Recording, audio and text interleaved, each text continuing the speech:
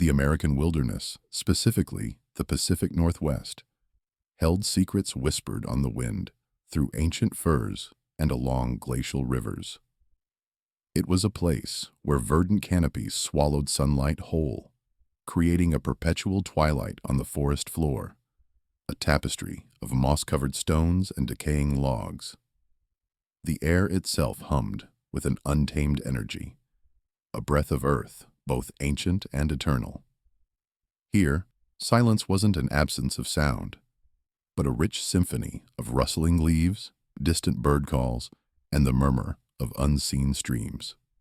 It was a land of breathtaking, raw beauty, a natural cathedral whose grandeur dwarfed human concerns.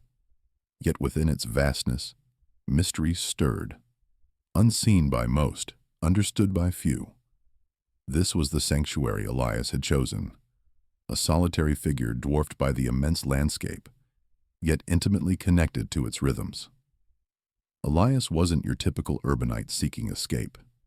He was a reclusive wildlife photographer, a man whose life was a testament to his deep, almost spiritual respect for nature. His cabin, a weathered structure perched precariously on the fringe of a sprawling national forest, served as both his home and his sanctuary. It was a place where modern amenities were sparse, and the wild dictated the pace of life. He lived and breathed the forest, his days defined by the sun's arc and the moon's glow, his purpose found in documenting the untamed spirit of the land and its elusive inhabitants. Known for his unconventional methods, Elias often spent weeks deep in the wilderness, relying solely on his wits, his camera, and an innate understanding of the natural world. He didn't just observe, he immersed himself, becoming a silent, almost invisible, part of the ecosystem he sought to capture through his lens.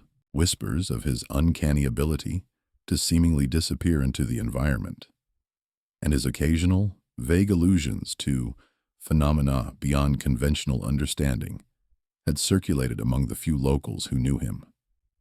He'd seen things, felt things, that defied easy explanation, glimpses into the forest's deeper, wilder soul. These experiences had only deepened his reverence and his commitment to its preservation. Today, Elias was deeper than usual, venturing into a section of the forest marked on no official maps, known only to some of the oldest indigenous communities, and now to him.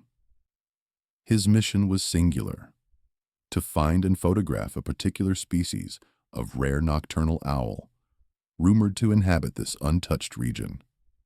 Its haunting call, if he was lucky enough to hear it, would be his guide. He moved with the quiet grace of a predator, each footfall carefully placed, his eyes scanning the dense undergrowth, his ears attuned to every whisper of the wind.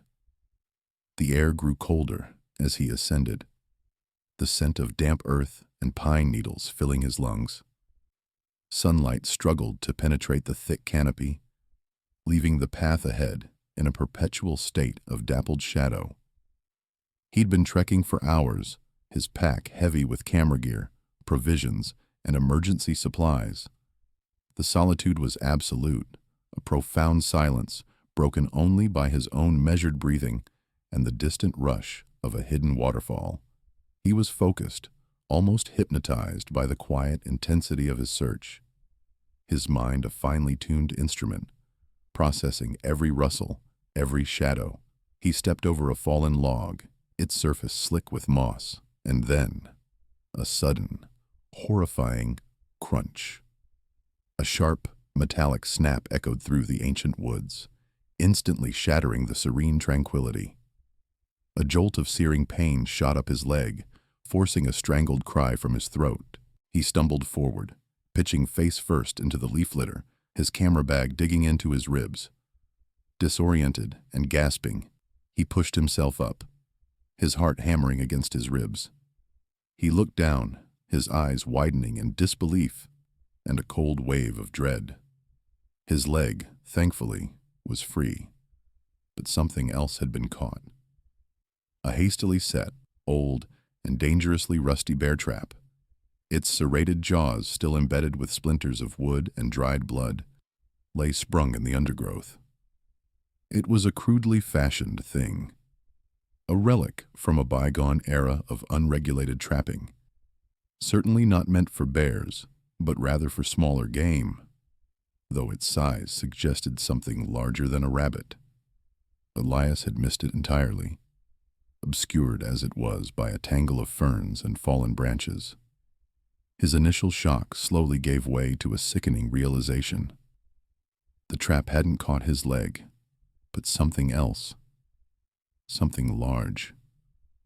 Something that was now struggling violently in the leafy debris just a few feet away, emitting a low guttural growl, a sound of agony and immense power that reverberated through the very ground beneath him.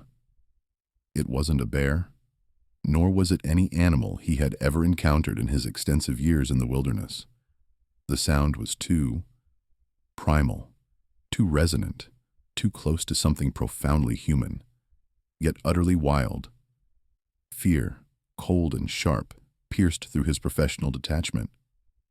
He slowly, cautiously, took a step back, his eyes fixed on the thrashing shadows. The forest, once a sanctuary, now felt like a cage, holding a secret far more terrifying than he could have ever imagined. The deep woods held a new kind of silence, heavy with anticipation, broken only by the anguished, powerful sounds of whatever monumental creature lay caught in the cruel iron jaws.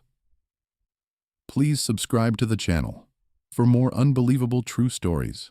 The frantic thrashing against the rusted steel trap intensified, punctuated by guttural cries that were far too complex, too laden with agony to belong to any bear.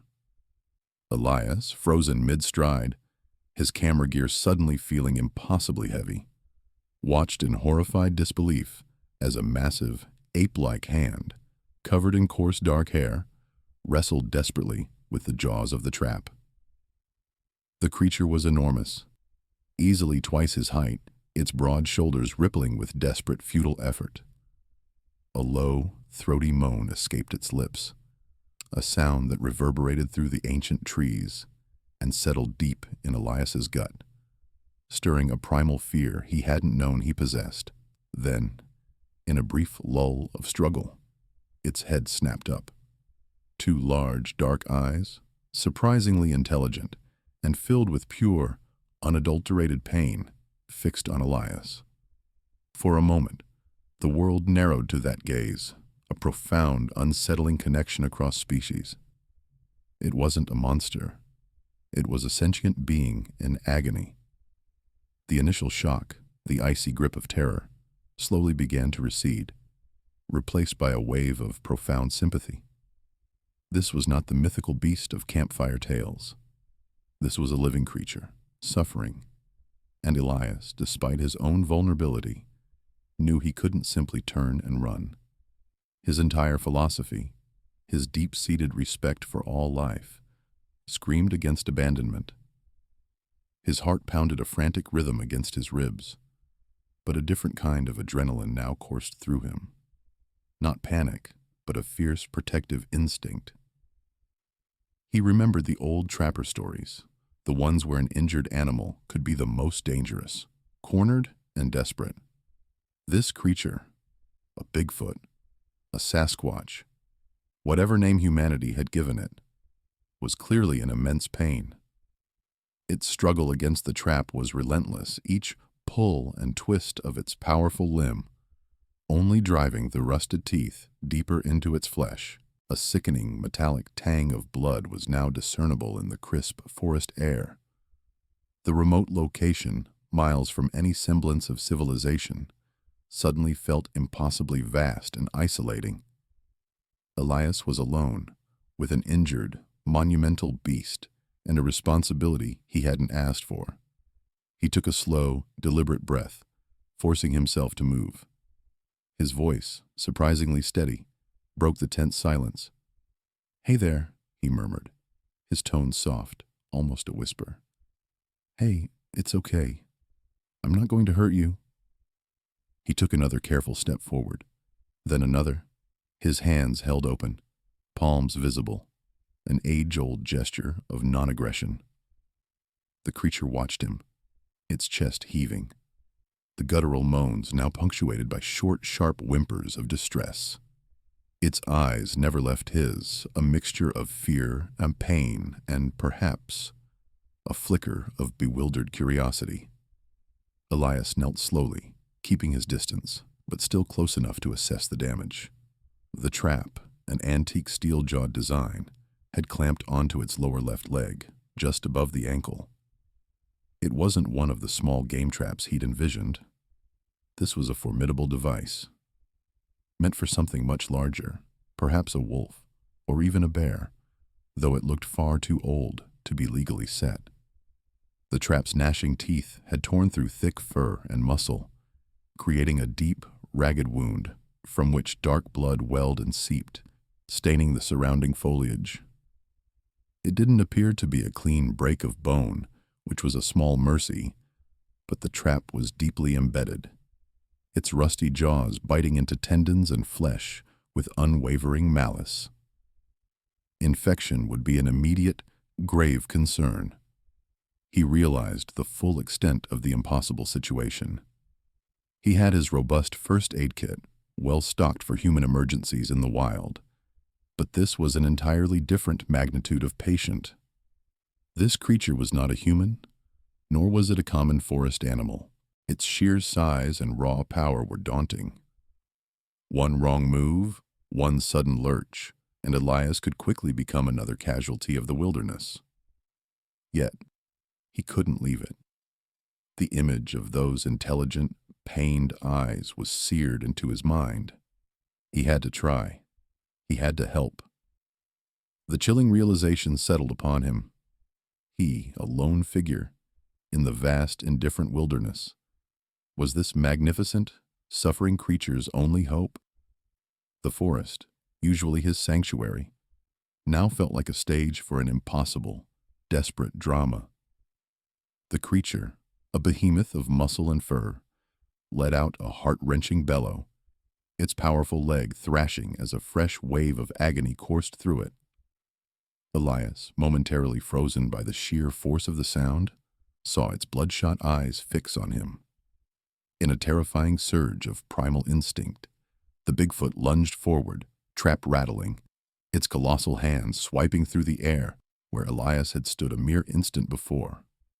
The sheer wind of its movement ruffled his hair, and the metallic clang of the trap against a nearby tree trunk echoed like a death knell. Elias scrambled backward, heart hammering against his ribs, adrenaline flooding his veins. He had underestimated the raw power of its pain, the desperate fight for survival. This was not just an injured animal. This was a cornered, wounded titan, capable of tearing him limb from limb without a second thought. The air thrummed with a palpable danger, a wild, untamed energy that made every hair on his body stand on end. He fell back against a moss-covered boulder, gasping for breath, the reality of his situation crashing over him. He was alone, miles from civilization, with limited supplies, facing a creature of myth, now a very real and terrifying threat. But as the creature whimpered again, its eyes glazing over with a mixture of fear and pain, Elias's resolve solidified. He couldn't leave it, not now, not after seeing its suffering.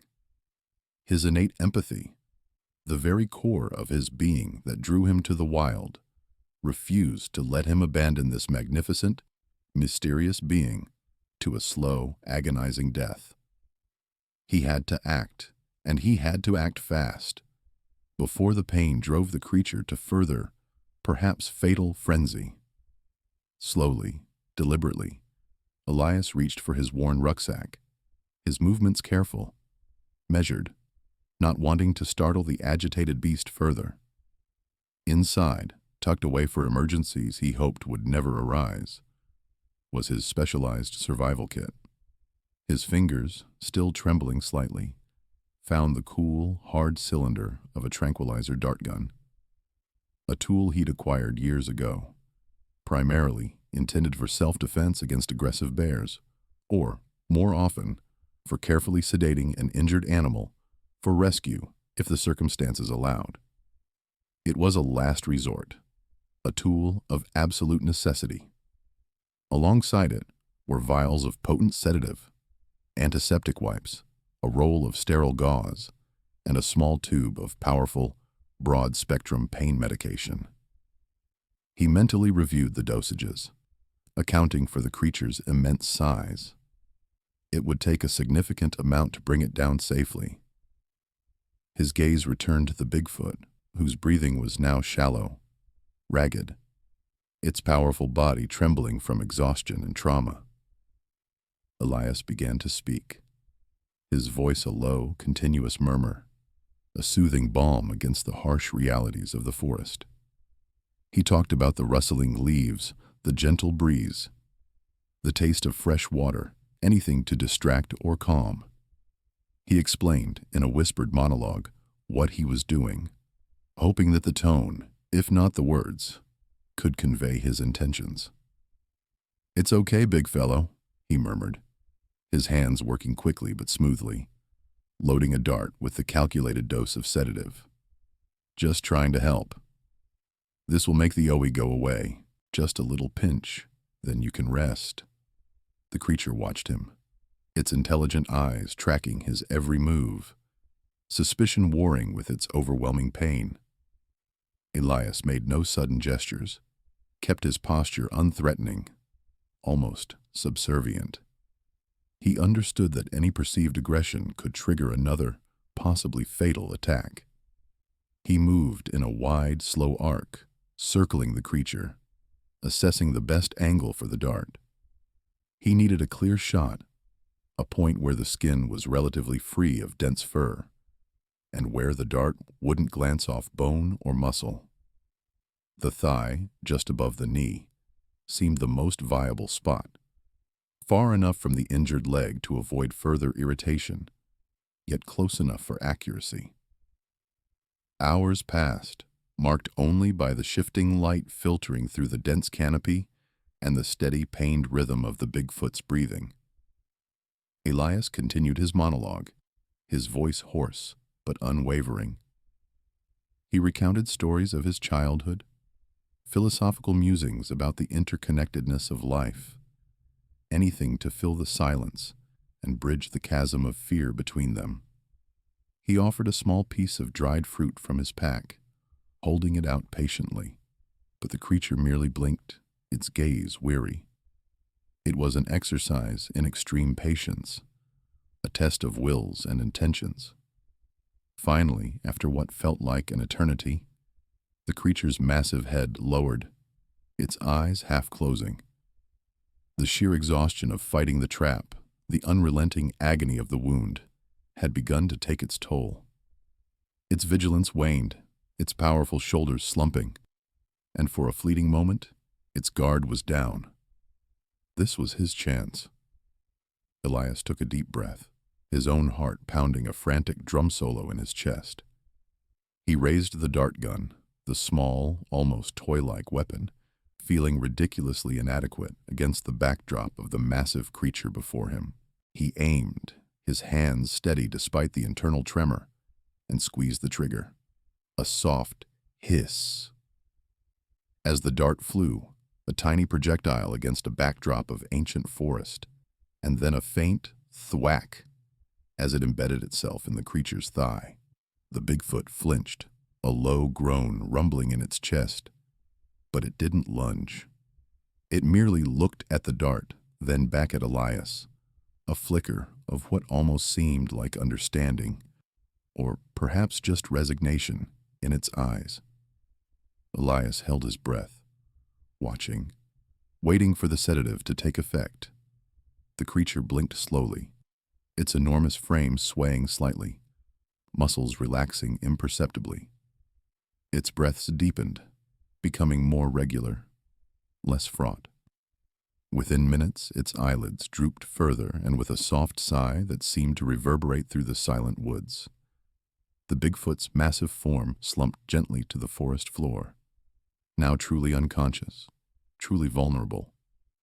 Elias exhaled, a long, ragged breath, the tension that had gripped him for hours finally beginning to dissipate, replaced by a profound, if temporary, sense of relief. The real work, he knew, was just beginning. Elias moved swiftly, his previous caution now replaced by urgent determination. His first priority was the trap. Carefully, he knelt beside the enormous creature, its fur surprisingly soft and dense against his gloved hand. The metal jaws were still latched onto its lower leg, the deeply embedded teeth a horrific sight. With a grunt of effort, he located the release mechanism, rusty and stiff from disuse, and with a series of judicious twists and pulls, finally managed to pry the trap open. A sickening squelch accompanied the release, and Elias grimaced, immediately assessing the damage. The gash was deep, ragged, and still oozing dark blood, confirming his earlier fears of a severe injury. Though thankfully, the bone appeared intact. He worked methodically, his training and years of wilderness survival kicking in. First, he doused the wound liberally with antiseptic solution from his kit, watching as the clear liquid mixed with the blood and grime, washing away some of the immediate contaminants. The sheer scale of the injury meant he used almost half a bottle of antiseptic. Next, he carefully applied a thick layer of medical-grade honey, a natural antibacterial and healing agent he always carried. He then began the painstaking process of bandaging. The creature's leg was easily the size of his torso, and his standard wilderness bandages, normally sufficient for a human limb, seemed pitifully small. He improvised, tearing strips from a clean spare tarp he carried, layering them over the honey-coated wound, securing them with climbing rope and duct tape. It wasn't pretty, but it was functional. A tight compression to stem the bleeding and keep the worst of the forest debris out. As he worked, he couldn't help but notice the details of its form. The powerful musculature, like tightly coiled steel beneath the shaggy fur, spoke of immense strength. Yet the long, dexterous fingers, now relaxed, possessed a surprising delicacy. The facial features, even in repose, held a complex blend of ancient wisdom and raw, untamed wildness. There was a faint linearity to its brow, a structure that hinted at an intelligence far beyond that of any common ape. The creature's chest rose and fell with a slow, powerful rhythm, a testament to its vitality and resilience. A profound sense of awe washed over Elias. He was tending to something extraordinary, a being that defied all scientific understanding, a legend brought to life, now utterly dependent on his care. It wasn't merely an injured animal. It was an individual, with a unique presence that resonated deeply within the primeval stillness of the forest. The muscle mass was indeed overwhelming, a testament to raw, unadulterated power. Each limb was a study in brute force, yet the hands and feet maintained a surprising articulation. As he finished bandaging, a new, more daunting realization dawned upon him. He couldn't just leave it here. The wound, despite his best efforts, was severe. Infection, exposure, or further injury from predators, or even curious humans posed immediate threats. The sedative would wear off, and a recovering, injured, and confused Bigfoot, in the middle of a vast remote wilderness, was a recipe for catastrophe, both for the creature and for anyone who might stumble upon it.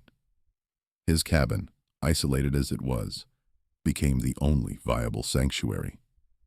It wasn't ideal, not by any stretch of the imagination, but it offered shelter, warmth, privacy, and access to his more extensive medical supplies. The thought of moving such a colossal being, unconscious or not, sent a jolt of despair through him.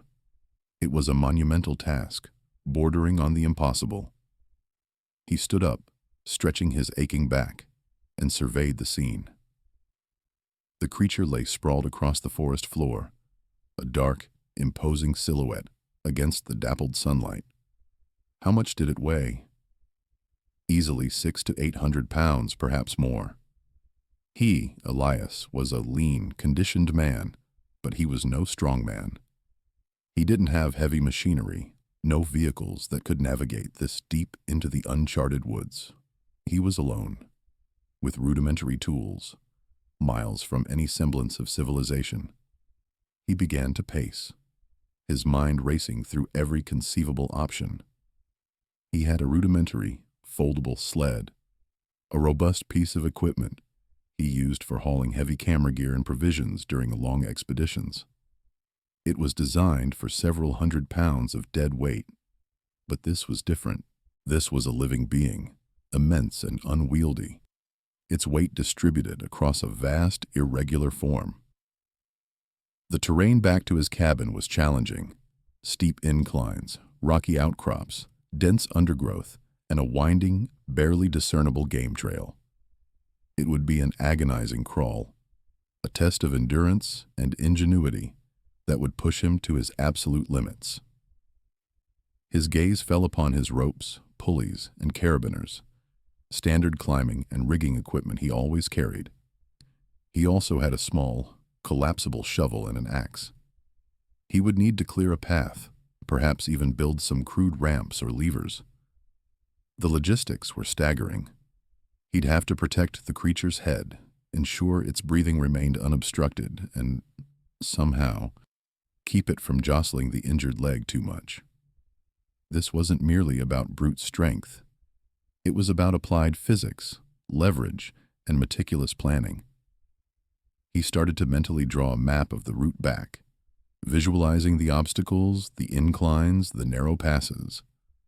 Each step of the journey, already arduous under normal circumstances, would become a battle of wills against gravity and the unforgiving wilderness.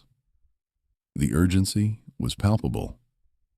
The sedative, potent as it was, wouldn't last forever. He had a window, perhaps 24 to 36 hours at best, before the creature began to stir. He couldn't afford to waste a single moment. The task ahead was impossible, yet he knew, with a certainty that settled deep in his bones, that he had no other choice. He looked down at the massive, peaceful form, a silent promise forming in his heart. He would get it home. The monstrous task of moving the sedated giant now loomed before Elias, a challenge that dwarfed any he had ever faced in his wilderness life.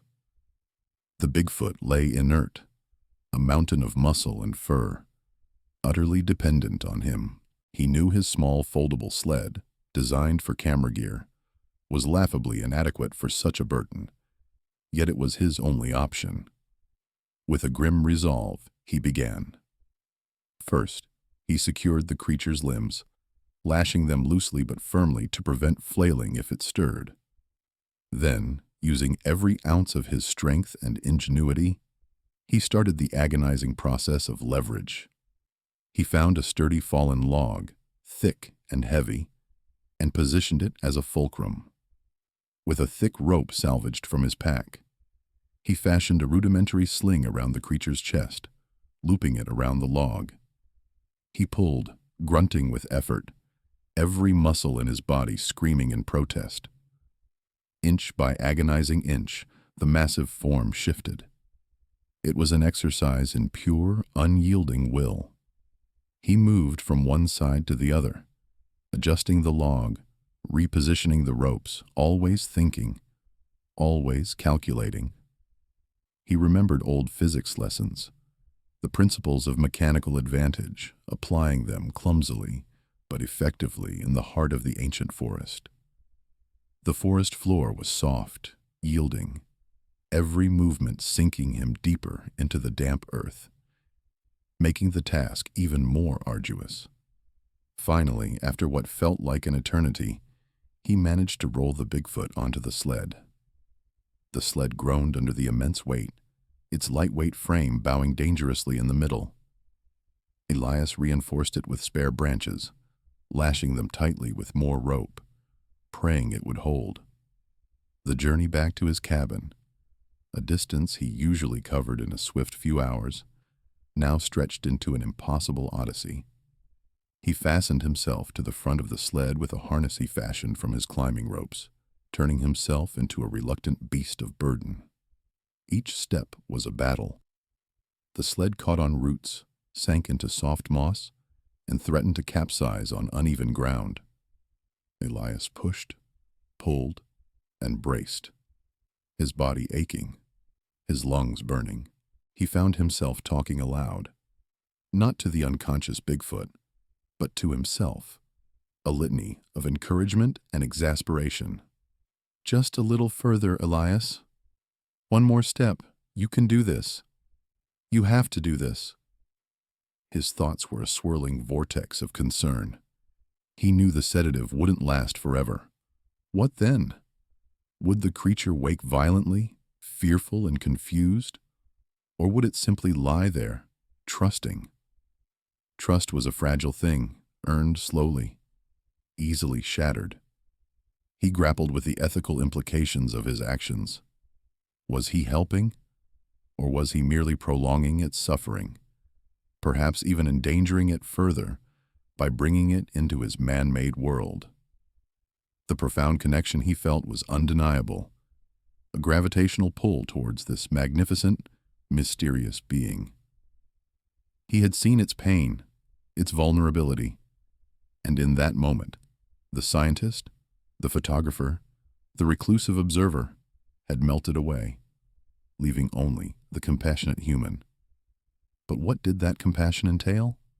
Secrecy, above all else. If anyone discovered this, the consequences would be catastrophic for the Bigfoot. It would be hunted, studied, exploited, its right to anonymity, its very existence, destroyed. The weight of that secret, combined with the literal weight of the creature, was almost unbearable. He was playing God in a primordial forest, dictating the fate of a species he barely understood. Was it hubris, or was it simply an instinct, a primal need to preserve life, even a life so radically different from his own?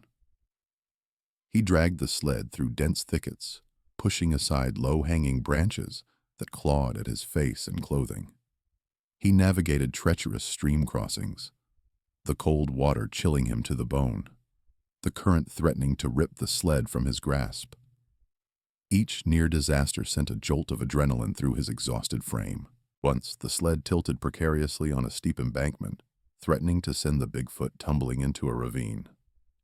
Elias, acting on pure instinct, threw his weight against it, straining every fiber of his being, muscles screaming, until he managed to stabilize it, soaked in sweat and trembling with exertion. Another time, he heard a low groan from the sled. His heart leaped into his throat. Was it waking? He froze, listening intently, but the sound didn't repeat.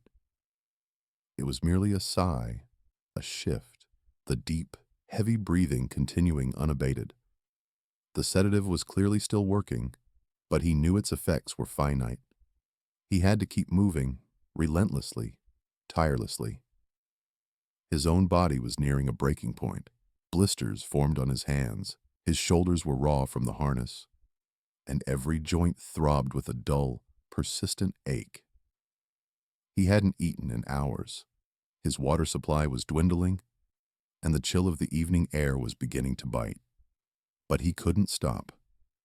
The image of the creature's intelligent, pained eyes, the sheer magnitude of its suffering, propelled him forward. He envisioned his cabin, a beacon of warmth and safety, a makeshift sanctuary in the wilderness. He would get it there. He had to. This was no longer just about saving a creature. It was about honoring a trust, fulfilling a silent, unspoken promise made in the terrifying, miraculous heart of the forest. The sun began its slow descent painting the sky in fiery hues, casting long, dancing shadows that seemed to mock his slow progress. Darkness would bring new challenges, but also the cover he desperately needed.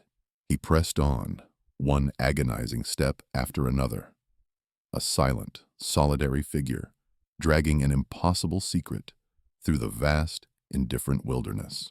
The journey back to the cabin felt endless, each step a testament to Elias's unwavering resolve and the sheer, unyielding weight of his monumental cargo. Days blurred into a continuous cycle of pushing, pulling, strategizing, and resting, always with one eye on the sedated giant, lashed to his makeshift sled.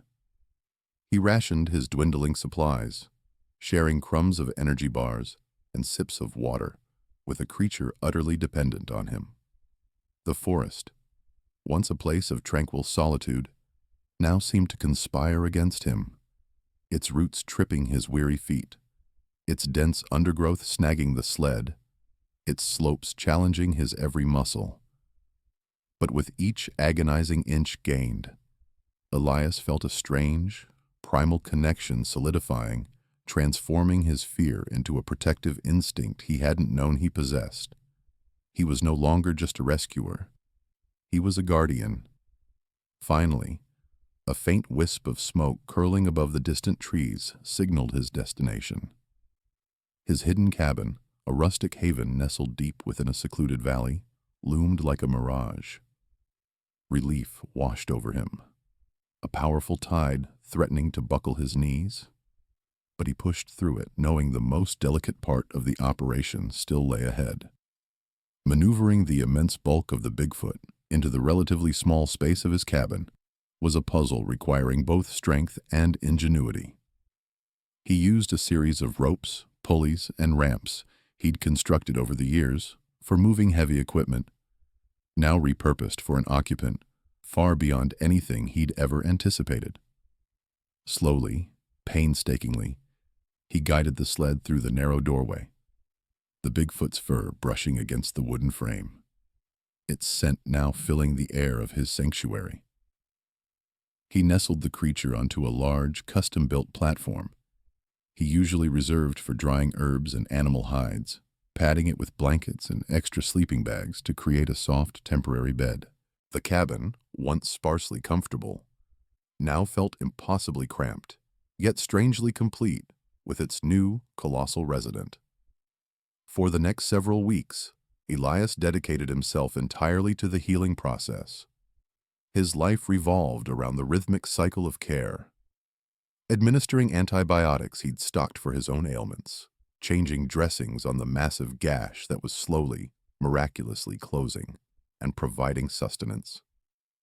He prepared a concoction of wild berries, root vegetables, and protein-rich dried meats, ground into a palatable paste, which he gently spooned into the creature's mouth once it had regained consciousness. The Bigfoot, still weak, would sometimes stir, its intelligent eyes watching Elias with a mixture of suspicion and growing acceptance. Elias spoke to it constantly, his voice a low, reassuring murmur, narrating his actions, explaining his intentions. He learned to read the subtle shifts in its posture, the slight movements of its ear, the depth in its gaze, a nonverbal language slowly forming between them. The creature's recovery was slow but steady, a testament to its powerful constitution and Elias's diligent care. Its appetite grew, its movements gained strength, and the raw wound on its leg transformed into a healing scar.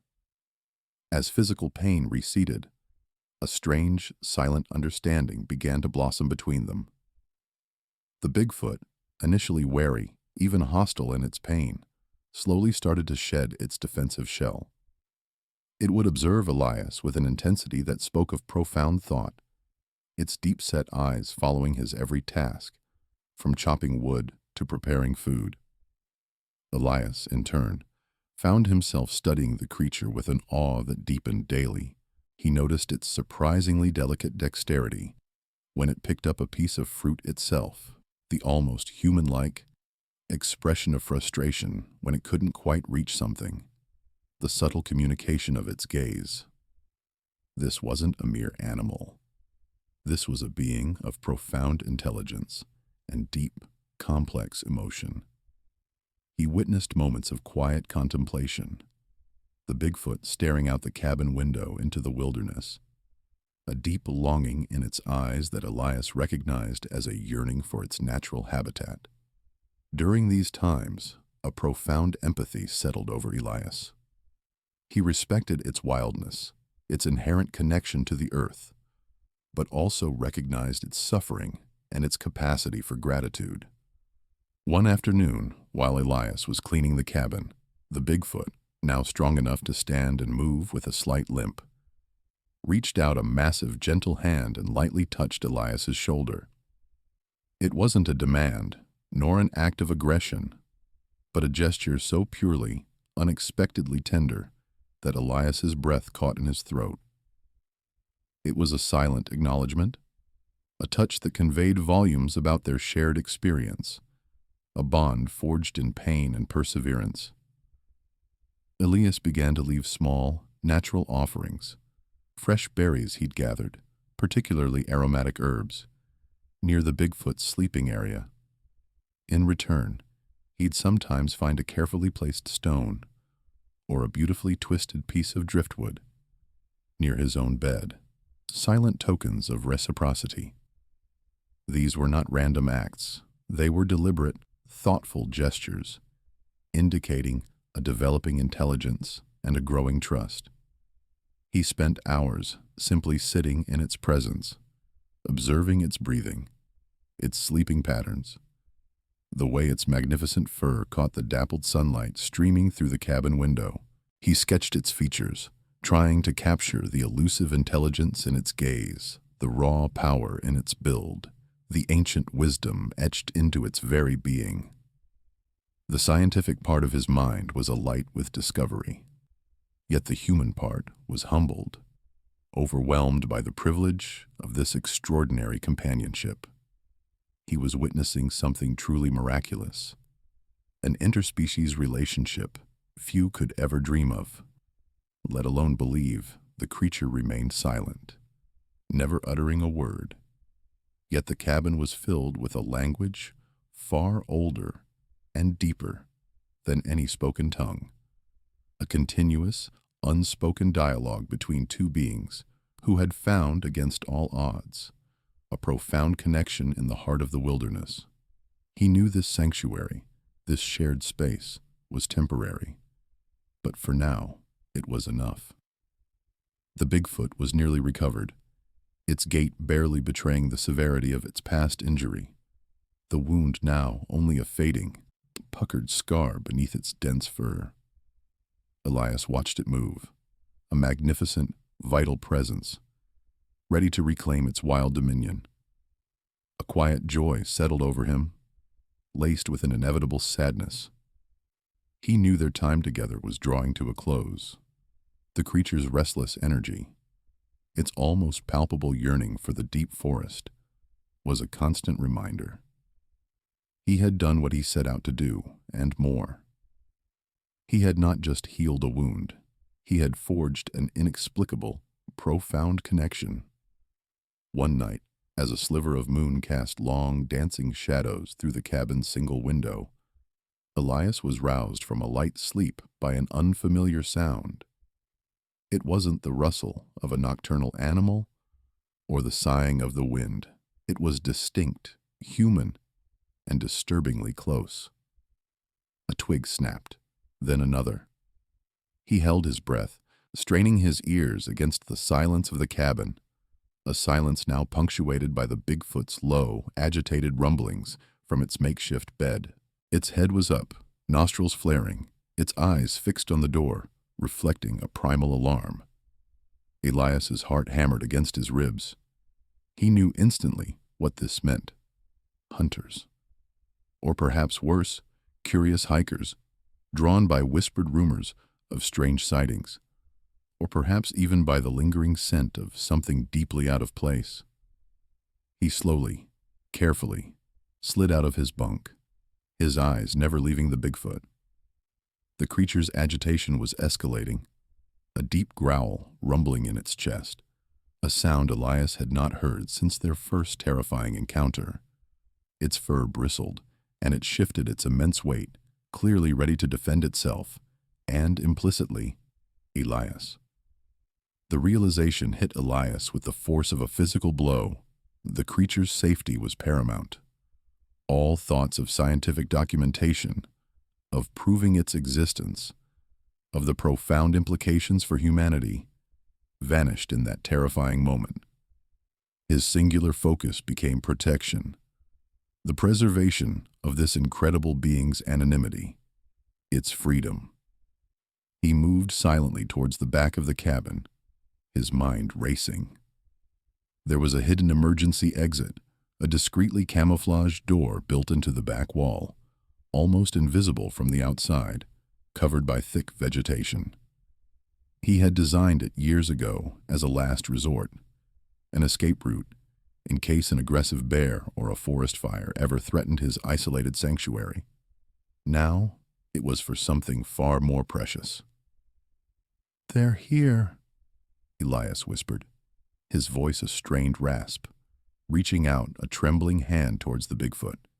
The creature's eyes met his, filled with a mixture of fear and fierce intelligence. There was no need for words. It understood. Its agitation began to morph into a focused readiness, a sense of urgency echoing Elias's own. The low growl subsided, replaced by an intense, silent vigilance. Working quickly, Elias unlatched the hidden door, pushing it open just enough to reveal the dense, moon-dappled forest beyond. A gust of cool night air, thick with the scent of pine and damp earth, rushed in. The Bigfoot hesitated for only a second, its gaze sweeping over the familiar confines of the cabin that had been its refuge, then back to Elias. In that fleeting moment, Elias saw it. A profound recognition, a silent farewell in its deep, intelligent eyes. It was a look that spoke of gratitude, of shared peril, and of an understanding that transcended their species. He gently pushed the door wider, gesturing into the darkness. "Go," he urged, his voice barely audible. "Go now. Be free." With a final, lingering look that carved itself into Elias's memory, the Bigfoot turned. Its massive frame slipped silently through the opening, a ghost vanishing into the embrace of the ancient woods. It moved with an incredible grace for its size, a blur of dark fur against the deeper shadows. Elias watched, his heart aching with an unbearable emptiness, yet simultaneously swelling with a powerful, inexplicable peace.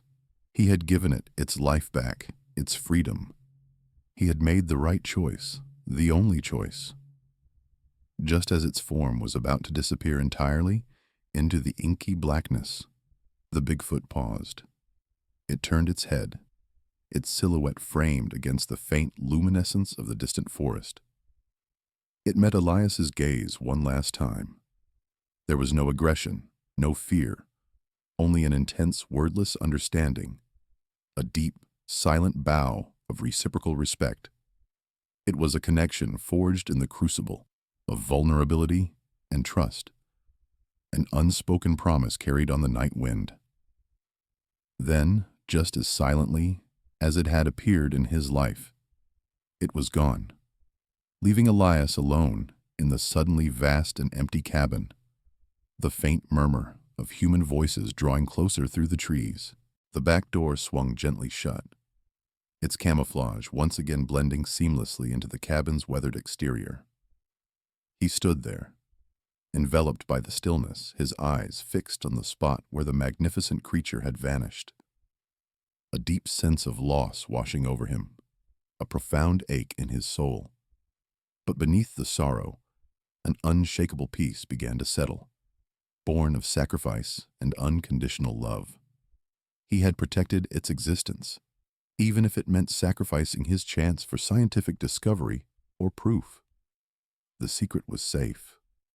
The distant crunch of leaves, Then the murmur of human voices grew undeniably closer, cutting through the cabin's usual quiet. Elias froze, every nerve ending screaming an alarm he hadn't felt since finding the Bigfoot in the trap. The creature, sensitive to the slightest shift in its environment, stiffened instantly. Its head snapped towards the door, pupils dilating, a low guttural rumble vibrating deep in its chest. This was the moment Elias had both dreaded and anticipated, the inevitable collision of their hidden world with the encroaching human one. He moved swiftly, his voice a hushed urgency. "They're close. We have to go now." The Bigfoot, remarkably agile despite its mending leg, responded with an intelligent understanding that transcended words. It followed Elias to the hidden rear panel, a cleverly disguised section of the cabin wall, leading to a neglected, overgrown path. This was the escape route Elias had meticulously planned, a final failsafe for the creature's protection. He unlatched it, pushing the heavy wooden slab inward, revealing the dense protective embrace of the twilight forest. The cool night air, thick with the scent of pine and damp earth, rushed in. A primal invitation to freedom. The Bigfoot paused at the threshold, turning its massive head to meet Elias's gaze one final time. In its deep-set eyes, Elias saw not just gratitude, but a profound sadness, a fleeting recognition of the fragile bond they had forged, now about to be severed by the demands of two disparate worlds. He reached out, his hand gently touching its coarse fur, a silent farewell. With a quiet grace that belied its size, the creature slipped through the opening, melting into the shadows of the ancient trees, becoming one with the wilderness it belonged to. Elias waited, listening until the faintest rustle of leaves faded into the night, then closed the panel, securing it as meticulously as if he were sealing away a part of his own heart. He took a deep, steadying breath, then walked calmly to the front door, switching on a single lantern. As the first flashlight beams cut through the darkness outside, he opened the door, a ready smile on his face, feigning surprise. "Well, hello there. Didn't expect company so late." 3 figures emerged from the gloom. 2 men in hunting gear, a woman with a camera. Their expressions were a mix of curiosity and thinly veiled suspicion. "Heard some strange noises," one of the hunters grunted, his eyes scanning the cabin's exterior. Elias chuckled, a practiced, easy sound. That must have been old Brutus. Been tracking him for days. Huge black bear, got a nasty gash on his shoulder. He finally got spooked and took off into the thicket just now. Must have given you a start." He gestured vaguely towards the direction the Bigfoot had gone. "Too bad. I was hoping to get another tranquilizer dart into him to clean that wound proper."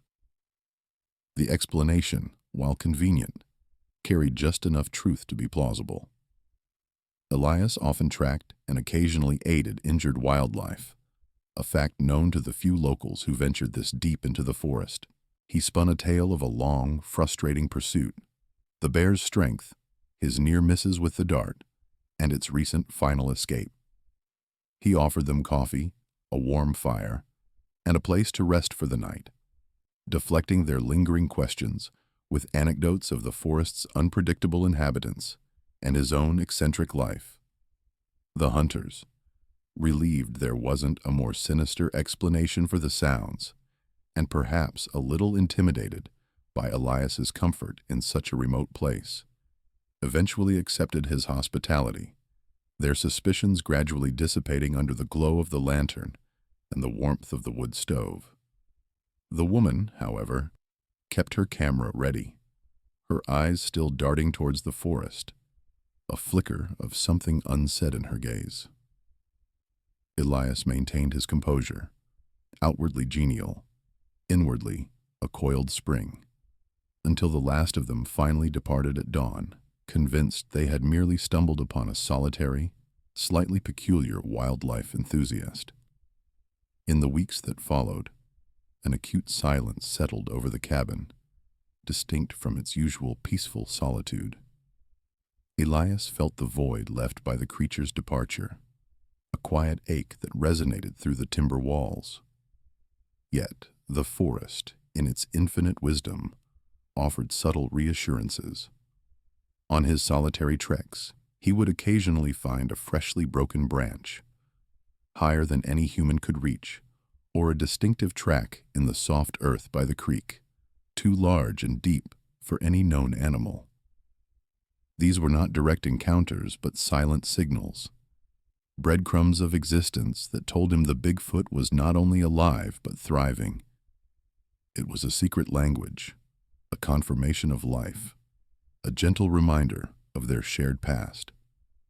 The experience had irrevocably altered Elias. The world no longer seemed as neatly categorized, its mysteries far deeper and more profound than he had ever imagined. His scientific curiosity now carried a deeper ethical weight. His respect for the wild transformed into a sacred guardianship. He carried the Bigfoot secret not as a burden, but as a profound privilege, a testament to the fact that some truths were meant to remain hidden, protected. The choice he had made, to safeguard a life rather than exploit a discovery, had forged within him a renewed purpose. He continued his work, documenting the forest's many wonders, but now with a quiet intensity, a heightened awareness of the unseen, the unheard, the extraordinary beings that still walked the earth, living just beyond the veil of human understanding.